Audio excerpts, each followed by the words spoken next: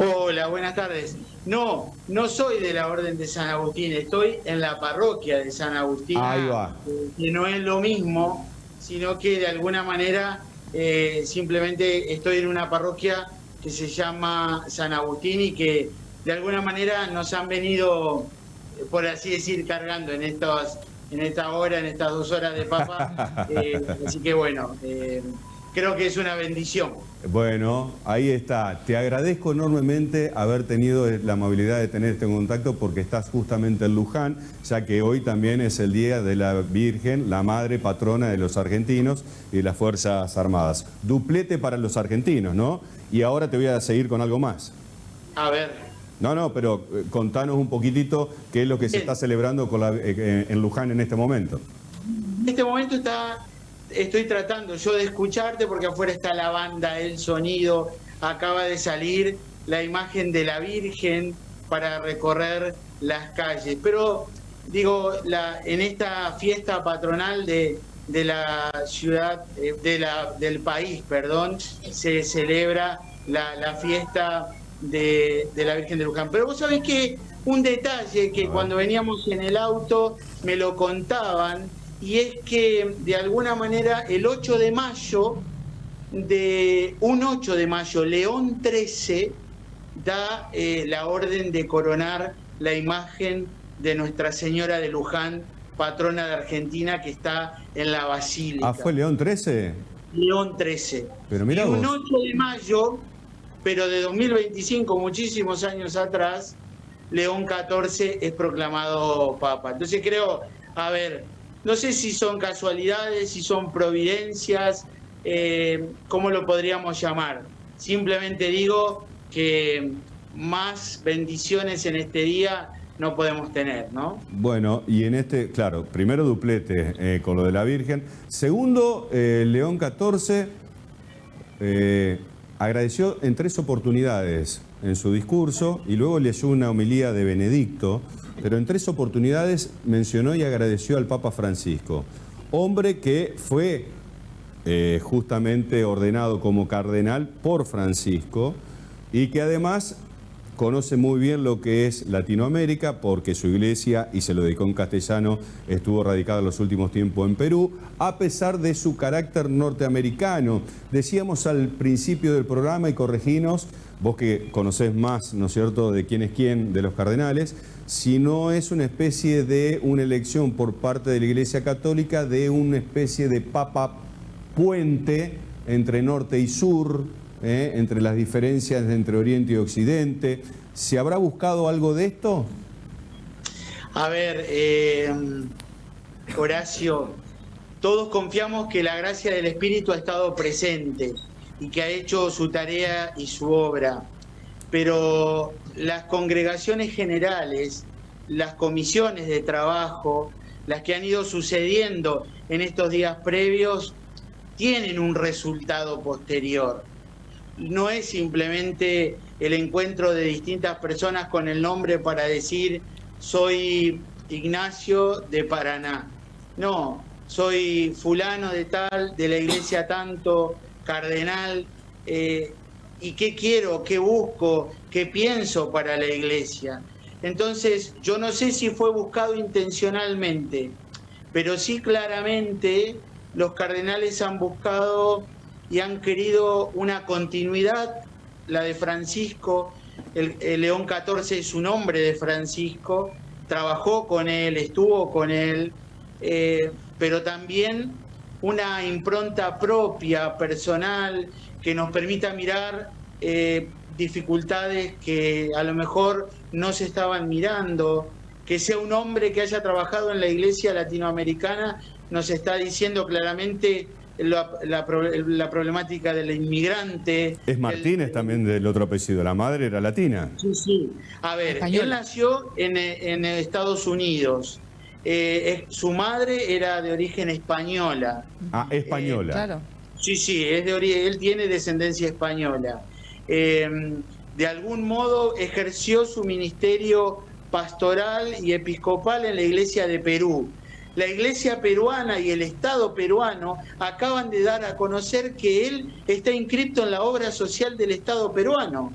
Mirá. Es un ciudadano peruano que, como vos y como yo, como cualquiera, tenemos nuestra obra social del país. Bueno, él tenía su obra social de Perú todavía. Entonces, de alguna manera, nos hace mirar distintos ámbitos. Yo, no es la pregunta que me hiciste, pero es el deseo que tengo. A veces nosotros encasillamos personalidades, encasillamos situaciones, pero a veces Dios obra mucho más de lo que nosotros podemos Lo pensar. que pasa es que las miradas estaban puestas de que si el nuevo Papa iba a virar al conservadurismo, si iba a mantener la reforma de Francisco, hubo un antes y un después de también Francisco, en continuidad, entiendo, también de la mano del Papa emérito, mucho más teólogo, menos carismático, esto corre por mi cuenta, pero mucho más teólogo, mucho más ideólogo en ese sentido, en un mundo de profundos problemas que había a nivel financiero, incluso con el Banco del Vaticano. Entonces empezó a hacer severas reformas la Iglesia a través de Francisco, que uno dice, lo mencionábamos la otra vez, los 10 puntos, por ejemplo, de la encíclica Laudato, o los marcos que se van hacia adelante, ¿se van a continuar, no se van a continuar? Y estas eran un poquito las dudas acerca hacia dónde iba a orientar un poco la mirada la Iglesia. Bueno, todavía las tenemos, ¿no? Recién lo vamos a conocer. Recién, yo digo, darnos tiempo de conocerlo. A ver, Horacio, pero también la Iglesia necesita un nuevo tiempo. También la Iglesia necesita dialogar con un mundo que a lo mejor fue dejado de lado. La Iglesia necesita abrirle ese paso al que ahora no había sido atendido. Entonces, nosotros podemos decir con toda certeza y con toda verdad, el papado de Francisco nos permitió volver a la palestra, que vuelvan a mirarnos, que tengan simpatía con nosotros.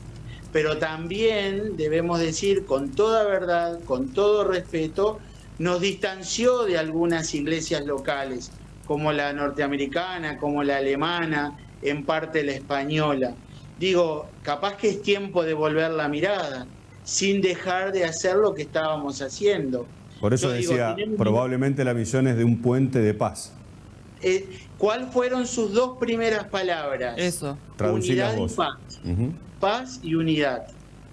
Eso es lo que pidió cuando él comenzó su palabra en el balcón de la Plaza de San Pedro. Sí, pido paz, pido unidad. Sí, padre, ¿qué tal? Buenas tardes. ¿Qué significa que pertenezca a la Orden de San Agustín, con diferencia a la Orden San Francisco que tenía nuestro Papa argentino? O jesuita, no San Jesuita, Francisco. perdón, jesuita. Jesuita. Es formación religiosa. Es una formación religiosa. Él estudió con los agustinos. Es como decir, estudió con los jesuitas, con los dominicos. Estudió en una congregación, tiene una clara formación de una manera y esa será su impronta, claro, como la de Francisco, la formación jesuita. Pero son más o menos órdenes un tanto afines, de la iglesia en la calle, del mendigar, sí. Cada uno con su impronta. Si vas a San Agustín, era de África, bajo el dominio romano, con un carácter, si se quería, como decían los de carácter romano, pseudo indígena, que fue obligado a estudiar, que no era muy adicto a tal fin, pero que después terminó siendo realmente un experto en esa materia. Entonces hay como un dogma que son bastante similares. Los jesuitas eran un poquito más belicosos. Intelectuales, diría, no sé si belicosos, intelectuales. Bergoglio fue un gran formador de religiosos, y también lo fue. Entonces, sí, yo digo, no mirar la característica de la congregación, aunque sí es importante, sí saber que en continuidad estamos teniendo un papa de formación religiosa, en donde los acentos están puestos en algunos aspectos que cuando sos de formación diocesana, como Juan Pablo o como Benedicto, tiene otro cariz que no es para hablarlo ahora, es para hablarlo en otro momento, pero que sí marca una distinción. Padre, ¿qué tal? Sí, mi pregunta es, ¿qué qué desafío cree que tiene que enfrentar el nuevo Papa en este contexto de la Iglesia Católica? A ver, desafíos ciertamente hay un montón. Uno no deja de ser la unidad de la Iglesia, el desafío de la paz en el mundo. Creo que Francisco se murió deseando la paz en el mundo. Y la tenía muy cerca, por cierto, a la última. Testimonio de ello es el encuentro de estos dos líderes del mundiales en la Basílica de San Pedro, en esas dos sillas puestas en esa gran construcción que es la Basílica Papal. Yo creo que lo primero es la paz en el mundo. Ese es el gran desafío. Y otro es el diálogo con las distintas culturas. Creo que Francisco tuvo una mirada de diálogo muy profundo con todo el mundo, en cualquiera de sus aspectos, pero creo que esa línea de continuidad de diálogo tiene que permanecer y fortalecerse en otros ámbitos, con otros actores sociales, que seguramente este Papa tendrá la posibilidad de hacerlo por su origen, por su formación y de alguna manera por los lugares donde él estuvo. Bien. El continente americano que haya sido elegido por segunda vez consecutiva, dice algo con respecto a eso, a esa Pero búsqueda? eligieron el norte ahora, ¿eh? Bueno, eso no importa, pero es el continente americano. Bueno, no me vengas con que el mismo continente somos todos los sí, mismos. No me vengas obvio, con esta- es el nuevo mundo es Dios. para el europeo. No es lo Más mismo los allá de anglosajones eso, como nosotros. Más allá de eso, ¿qué debo decir? Que Juan Pablo II decía que la esperanza estaba puesta en América. Y testimonio de ello, tuvimos el Congreso Americano Misionero aquí en Paraná, Sí. y el lema era América, con Cristo sal de tu tierra, ¿no? Entonces creo que América es la esperanza del mundo y la esperanza de la Iglesia. Europa está en el regreso de su enojo, por así decir, y de su rebeldía. Ojalá que nosotros aprendamos de eso y no vayamos por el camino de la rebeldía. ¿Y Oriente? ¿Cómo unimos cabos con culturas totalmente Oriente diferentes? es una iglesia que debe darse su oportunidad. Cuando se hablaba del cardenal Tagle, todo el mundo decía Oriente debe darse su oportunidad, Asia y todos los continentes. Creo acá, que acá había muchos devotos, muchos votaban por el filipino. Sí, debe madurar seguramente. Creo que creo que es un camino todavía de maduración. Para que un papa sea elegido americano, pasó tiempo. Sí. No De hecho, es pasaron el segundo, muchos. creo, ¿no? Es el segundo. muchos. El primero es Francisco. Es el segundo. Claro. No Por hubo eso- muchos. Por eso Es el digo segundo. con continuidad. De 267 papas, es el segundo. Ah, América nos está dando, entonces, estamos en la mirada. Gestos de madurez, gestos de madurez. Ignacio, padre, muchas gracias. Bueno, gracias por por atendernos en Luján. Como les digo a todos, aprovecho a agradecer a la producción del Explorador, a Canal 11, a vos Horacio y a la gente tuya por la ayuda que nos prestan en esto de comunicar. Estamos desde el 21 de abril codo a codo trabajando y muchas gracias por eso, por responder siempre. Un abrazo grande, igualmente. Adiós.